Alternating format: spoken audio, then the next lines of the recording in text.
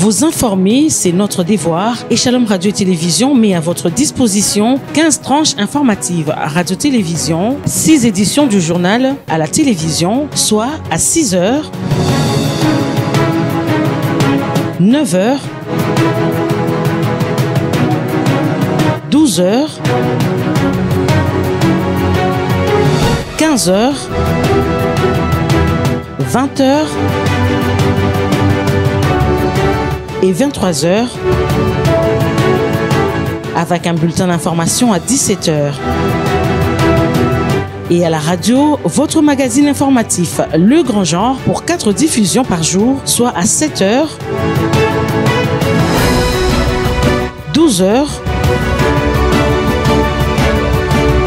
19 heures et 23 heures, avec des informations en bref à 9 heures, 10 heures, 14 heures et 17 heures. La rédaction de Shalom Radio et Télévision met à votre disposition ces espaces pour votre visibilité. Vous pouvez donc participer physiquement dans toutes nos éditions d'information ou par biais de vos publics reportages ou spots publicitaires. L'information à la minute, c'est sur Shalom Radio Télévision.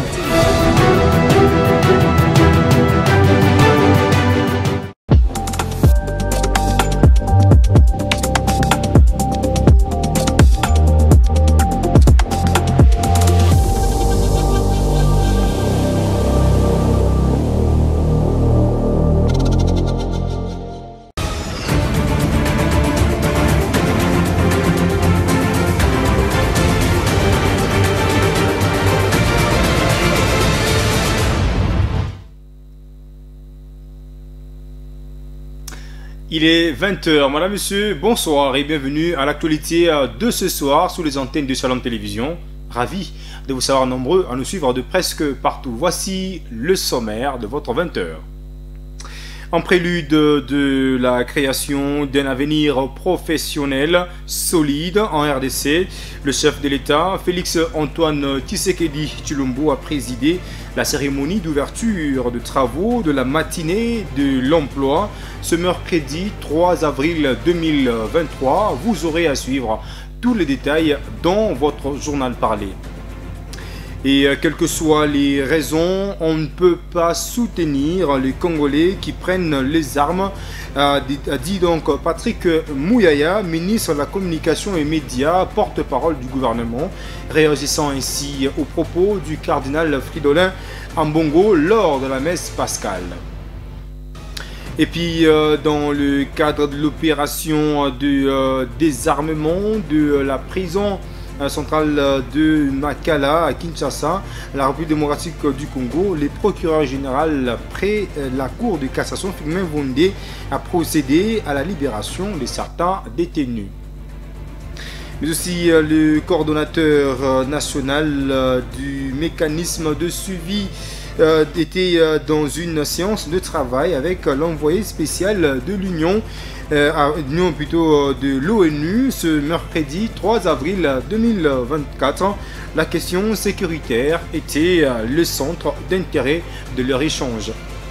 Et en actualité, en dehors de la République démocratique du Congo, un nouveau coup dur pour le parti au pouvoir en Afrique du Sud.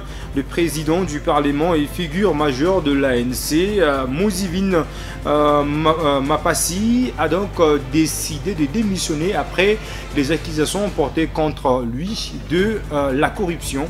Vous aurez à suivre les détails avec Africa News. Une fois de plus, madame, messieurs, bonsoir et bienvenue.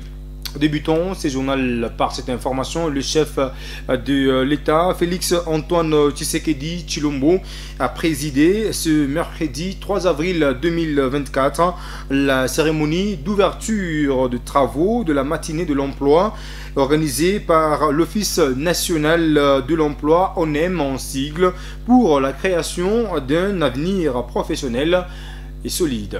Écoutez.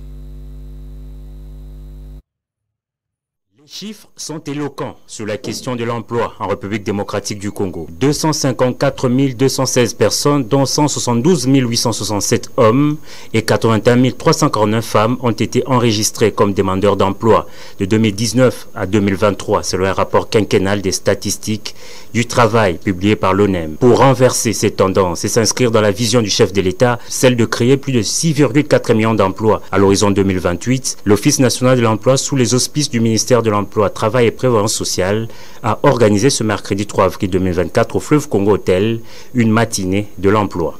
Des assises ouvertes par le président de la République Félix Antoine Tshisekedi Tshilombo autour du thème ONEM pour un partenariat fort et durable avec les acteurs du marché du travail en RDC. Dans son allocution, le chef de l'État s'est dit déterminé de faire de son engagement à créer plus d'emplois une réalité vivante tout au long de son quinquennat. Je suis déterminé à faire de mon engagement celui de créer plus d'emplois, une réalité vivante tout au long de ce quinquennat.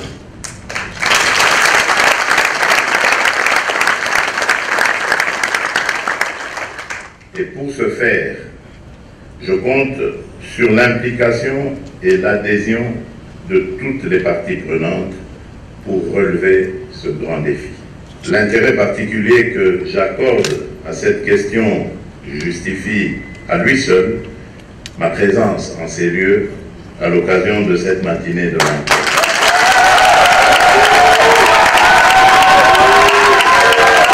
Peu avant cette allocution, l'ONEM, par la voix de son directeur général, a salué la clairvoyance du président de la République pour avoir fait de l'emploi le premier de ses 6 objectifs de son second mandat. Une clairvoyance également saluée par la ministre de l'Emploi, Travail et Prévoyance sociale, Claudine Ndoussi, qui par ailleurs a fait remarquer que l'activité du jour répond à la volonté du chef de l'État de créer l'emploi à l'horizon 2028. L'ONEM, pour rappel, est un organe de régulation du marché de l'emploi en RDC. Il a pour mission l'enregistrement des demandeurs d'emploi, la délivrance des cartes des demandeurs, le visa de contrat de travail, la prospection d'offres d'emploi, la collecte, le traitement et la diffusion des statistiques liées au marché de l'emploi en République démocratique du Congo. Et puis le propos du cardinal Fridolin Ambongo lors de la messe pascale sont extrêmement graves, venant d'un chef religieux de son acabit. Quelles que soient les raisons, on ne peut pas soutenir des Congolais qui veulent prendre des armes pour tuer les Congolais pour accéder au pouvoir. J'invite le cardinal à clarifier ses propos, indique le ministre de la Communication et Médias, Patrick Mouyaya, porte-parole du gouvernement sortant d'ailleurs, dans un briefing presse qu'il a animé, c'était le mercredi 3 avril 2024 à Kinshasa. On l'écoute. Les propos du cardinal, c'est des propos qui sont extrêmement graves, venant d'un chef religieux de son acabit. Pourquoi je le dis? Parce que quelles que soient les raisons, et en plus c'était une messe pascale, la fête la plus importante de chrétiens, quelles que soient les raisons, on ne peut pas soutenir des Congolais qui veulent prendre des armes pour tuer des Congolais pour accéder au pouvoir alors qu'on a fait le choix de la démocratie. C'est inquiétant lorsqu'on se souvient des propos tenus par l'abbé Chollet, je les cite, où on avait besoin d'un courageux.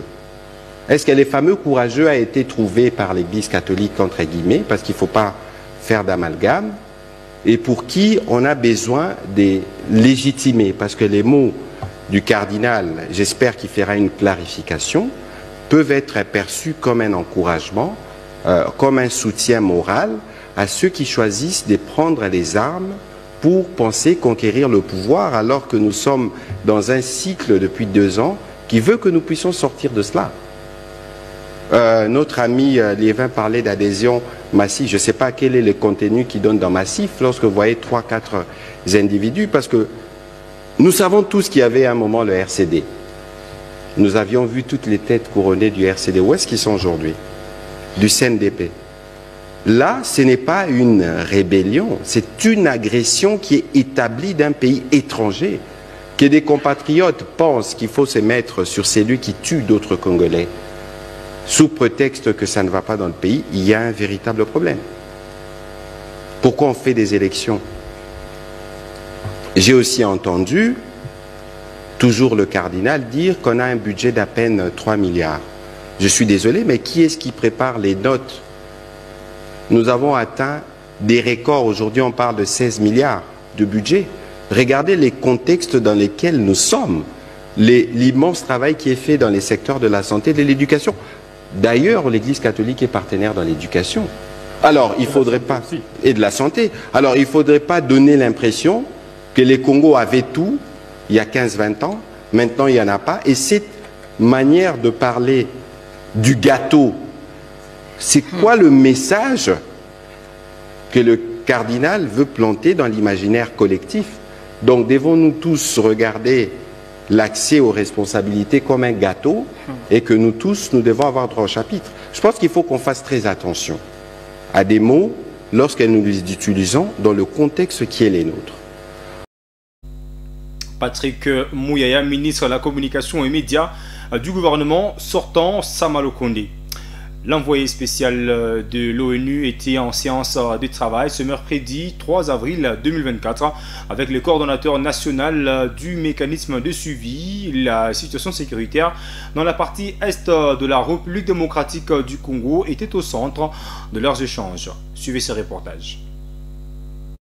Au lendemain de nombreuses condamnations de l'agression du Rwanda à travers le M23, l'envoyé spécial des Nations Unies pour la région de Grand Lac, Wang Xia, a échangé avec le coordonnateur du mécanisme national de suivi, le professeur Alphonse Toumba-Luaba, sur les avancées en termes de la recherche de la paix. Les différentes parties sont unanimes pour reconnaître la pertinence parfaite des dispositions, des engagements prévus dans cet acte juridique, l'accord cadre d'Addis Abeba.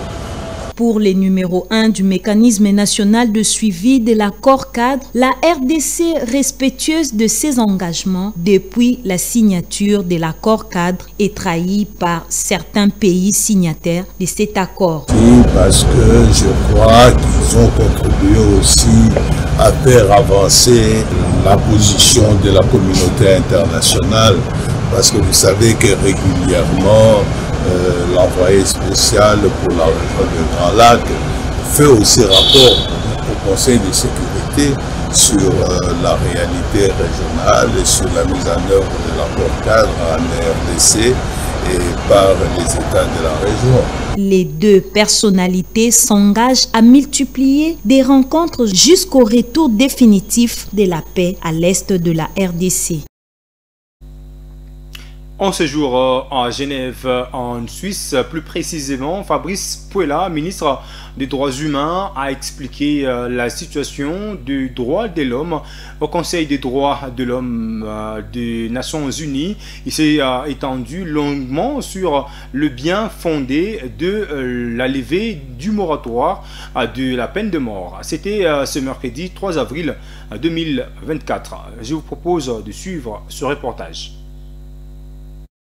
Dialogue interactif renforcé sur la situation des droits de l'homme en République démocratique du Congo. Le ministre des Droits humains, Albert Fabrice Puela, accompagné du directeur général du FONAREF, Lucien Lundula, ont participé à ces dialogues interactifs. Plusieurs questions ont été évoquées, dont celle relative à la levée du moratoire sur la peine de mort.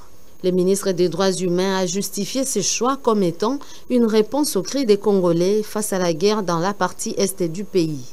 Comment comprendre que la communauté internationale se lève juste pour l'application de la peine de mort, mais est hésitante pour la condamnation de cette guerre injuste que le Rwanda nous impose? Mais nous nous félicitons que pendant cette session, pour la première fois, que l'Union européenne puisse clairement citer le Rwanda, mais aussi condamner l'implication du Rwanda dans cette guerre.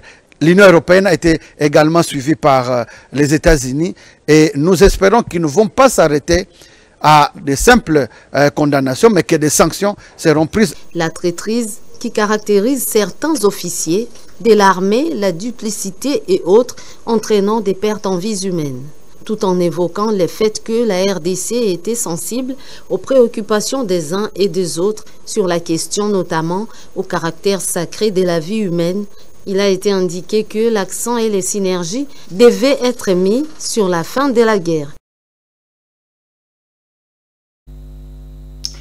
Dans le cadre de l'opération de désengorgement de la prison centrale de Makala, nous sommes à Kinshasa, en RDC. Le procureur général après la Cour de cassation, Firmin Vondé, a procédé à la libération ce mercredi 3 avril 2024 de 94 détenus de la prison centrale de Makala, comme l'a voulu d'ailleurs le président de la République. Reportage. En fait, c'était 69 libérés la dernière fois, 94 aujourd'hui et 250 un peu plus entre-temps, entre la fois passée et aujourd'hui. 357 prévenus libérés en une semaine. Je suis ravi parce que le travail de la commission a donné un plus à ces libérations qui se font. Donc je crois que... Et comme je l'ai dit, là, ça va continuer. Donc on ne s'arrête pas au bout du chemin. Un chiffre déterminé, non, parce que là, je dois alors dire, est-ce que si j'ai un nombre déterminé des gens que je vais arrêter, non. Donc c'est au cas par cas et nous évoluons. Donc nous avons un peu assoupli les critères pour tâcher de trouver un nombre assez grand de personnes qui vont être libérées. Entre jeudi passé et aujourd'hui, plus de 250 personnes ont été libérées entre-temps. Le même travail se fait à l'intérieur du pays. La magistrature, c'est le ventre mou, on ne parle pas beaucoup, on n'a même pas toujours les caméras là où nous travaillons, mais sachez que ce travail se fait également à l'intérieur. Les cas libérés, ce sont des cas où les victimes sont des intéressés, ce sont des cas où les prévenus eux-mêmes se sont amendés, ce sont des cas où nous trouvons qu'avec leur libération, il n'y a plus de troubles sociaux dans la ville, donc une opportunité de poursuite. Ce sont ces différents cas qu'on peut juger bénins et que nous estimons que maintenant, ils peuvent reprendre la liberté. Mais je crois que quand vous posez la question, vous êtes vous-même content. Donc quand quelqu'un quitte la prison, il retrouve la liberté, comme je l'ai dit la fois passée, en RDC. Dans notre loi, la liberté est la règle, la détention est l'exception. Donc quand quelqu'un retrouve sa liberté, c'est qu'il a recouvré la règle. La société civile de la République démocratique du Congo salue la nomination de Mme Judith Tuluka Suminoa au poste de Première ministre. Le coordonnateur national de Justicia ASBL a, dans une interview accordée à notre rédaction, déclaré que la population attend d'elle l'amélioration de la situation socio-économique pour qu'en sorte que les Congolais ne souffrent plus. Madame Maître Timothée Mbouya l'a dit dans ce duplex qu'il a pu accorder à Jean-Robert Djema. Je vous propose de le suivre. La nomination de Madame Judith à la primature, d'abord, c'est une bonne chose que pour la première fois, on puisse avoir en RDC une femme comme première ministre, ce qui n'a jamais été le cas depuis les indépendances jusqu'à ce jour. Donc, félicitations quand même au chef de l'État pour avoir pensé à élever la femme au rang parmi les plus élevés de décideurs politiques. Mais maintenant, il y a aussi quand même des interrogations qui surgissent. Ok.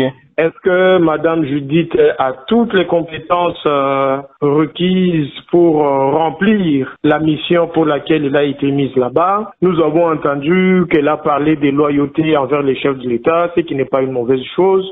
Mais en plus de la loyauté, je pense qu'il faut être la personne de la situation, la personne du moment, c'est-à-dire la personne capable de relever les défis. Nous avons quand même des doutes là-dessus parce que au regard de son passage au ministère du Plan, nous avons l'impression que le ministère du Plan n'était pas géré parce que c'est seulement aujourd'hui qu'elle apparaît comme première ministre, qu'elle est connue du grand public, alors que en tant que ministre du Plan, déjà, elle aurait dû marquer les esprits, elle aurait dû poser des actions phares qui marqueraient tout le Congolais. Maître, pour terminer, mais quel plaidoyer la société civile apportera-t-elle auprès de la première ministre? Nous avons un plaidoyer qui porte sur quelques points, notamment sur le plan économique et social. Je crois que nous attendons des mesures fermes, des mesures de réformes courageuses pour que la situation économique et sociale puisse se redresser.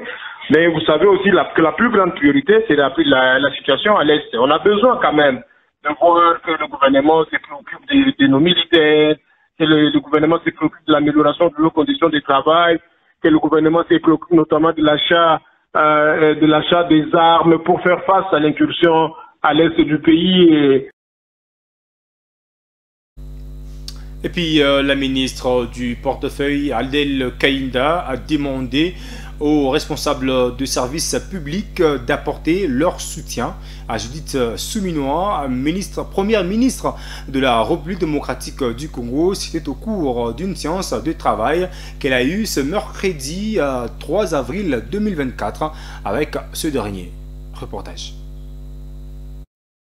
Première ligne pour la relance effective de la CADECO afin de permettre à l'ensemble des Congolais d'avoir des assurances d'épargne. La patronne des entreprises publiques, à l'heure de la réunion avec les conseils d'administration et la direction générale de cette banque de l'État, a donné des orientations précises et claires pour sécuriser les conditions d'épargne de cette banque de l'État. La nomination de Madame Judith Suminwa Tuluka au poste de Premier ministre, chef du gouvernement, a poussé la ministre d'État en charge du portefeuille, la princesse Adel Kaïnda Maïna, à louer le respect des engagement du président de la République. Je salue la volonté politique du président de la République, chef de l'État Félix-Antoine Tshisekedi Tshilombo, pour avoir pris une décision courageuse. Il a brisé les préjugés, les mythes qui sont caractérisés par notre société. Et c'est là en faisant confiance à la femme congolaise d'une manière générale et à notre première ministre. Elle est déjà sur un chemin balisé parce que le 20 janvier 2024, le chef de l'État a centré son action sur 6 piliers. Et c'est sur 6 piliers que notre Premier ministre et chef du gouvernement va couler ça en programme du gouvernement, naturellement qui sera accepté et investi par l'Assemblée nationale. Je félicite Madame Judith Tuluka pour sa nomination par le chef de l'État. Mon vœu que le Saint-Esprit donne l'éclairer pour mener à bon port cette action du gouvernement et un fructueux mandat avec notre Seigneur Jésus-Christ. Éduquer une femme, c'est éduquer toute une nation, dit-on. La princesse Adel Kaïnda Maïna reste convaincue que le passage de Madame Judith Suminwa Tuluka à la primature va répondre aux soucis des Congolais de voir. Voilà qui met un terme complet à cette première partie de votre soir d'actualité. Madame, monsieur, place à présent à votre journal de sport.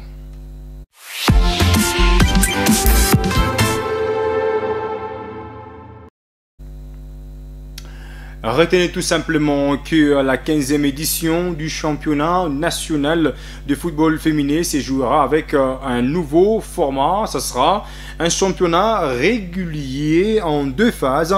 La première classique qui se jouera dans les 3 zones de développement Est, Centre, Sud et Ouest.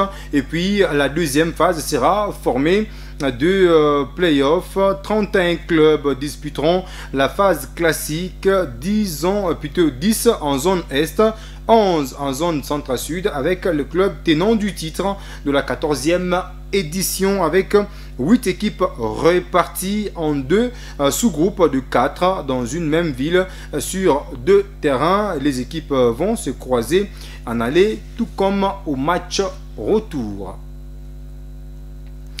Et puis le quart de finale retour de la Ligue de Champions CAF qui opposera l'équipe de la SEC Mimosa de la Côte d'Ivoire à l'équipe de l'Espérance de Tunis, la Tunisie, le samedi 6 avril 2024 sera arbitré par un arbitre congolais. Il s'agit bien le sifflet de Lubumbashi, Jean-Jacques Ndala, qui sera donc au sifflet. Il a été désigné par la Confédération africaine de football pour diriger cette rencontre très capitale qui va départager les 2 formations. Alain-François Kiswaka pour les commentaires. La CAF a dévoilé la liste des arbitres qui dirigeront les quarts des finales retour de la plus prestigieuse des compétitions interclubs africains. pour l'affiche entre les Mimos de la SEC et les 100 heures de l'Espérance de Tunis. C'est Jean-Jacques Ndalangambo qui sera aux commandes le samedi 6 avril à 21h au stade Félix Houphouët-Boigny d'Abidjan. L'expérimenté congolais sera accompagné par les arbitres Arsenio Maringoulé du Mozambique et Steven Danek Moyo Moutsati du Congo-Brazzaville. L'arbitrage VAR sera commandé par Marie-Arrivée de la Mauritanie. Bonne chance à l'arbitre congolais Jean-Jacques Ndalangambo. Voilà, c'est la fin. La deuxième partie, place à présent à la troisième partie consacrée à l'actualité en dehors de la République démocratique du Congo.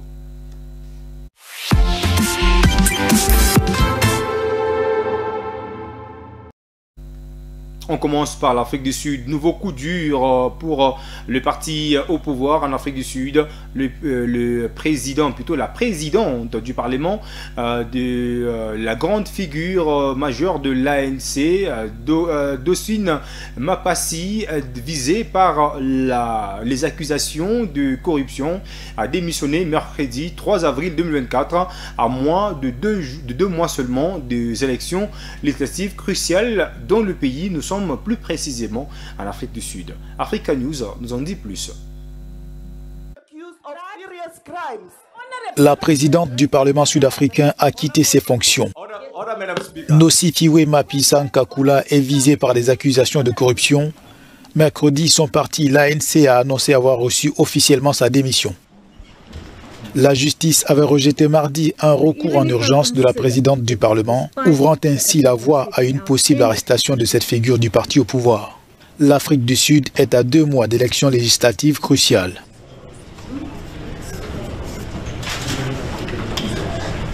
Les rouages de la justice seront maintenant en marche tels que vous l'avez entendu pendant le jugement, assez raisonnable. Nous avons toujours soutenu que c'était sans précédent et qu'il n'était pas nécessaire que nous soyons traduits devant les tribunaux car le processus d'arrestation se ferait sans aucun problème. À 67 ans, Mapisa Nkakula est accusée d'avoir reçu d'importantes sommes en espèces d'un contractant militaire lorsqu'elle était ministre de la Défense.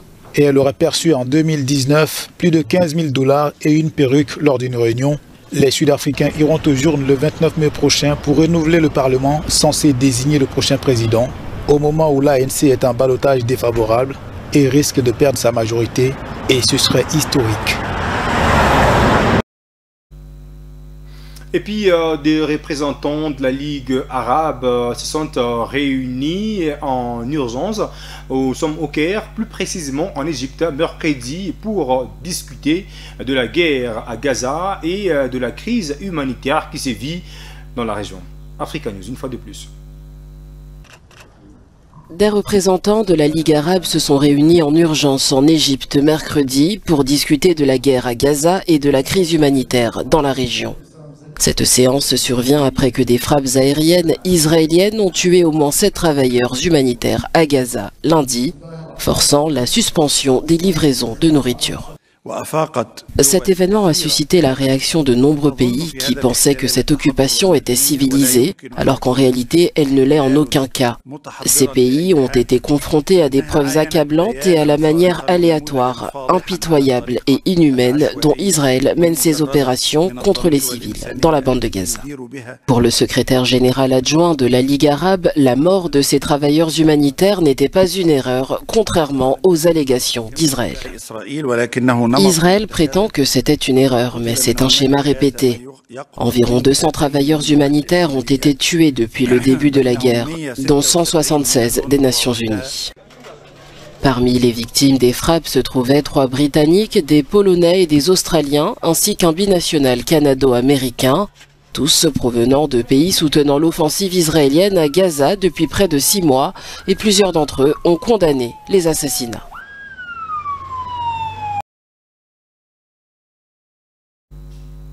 C'est la fin de ces 20h. Madame, monsieur, nous vous disons merci de l'avoir suivi. On se fixe rendez-vous demain aux mêmes heures avec le même et réel plaisir.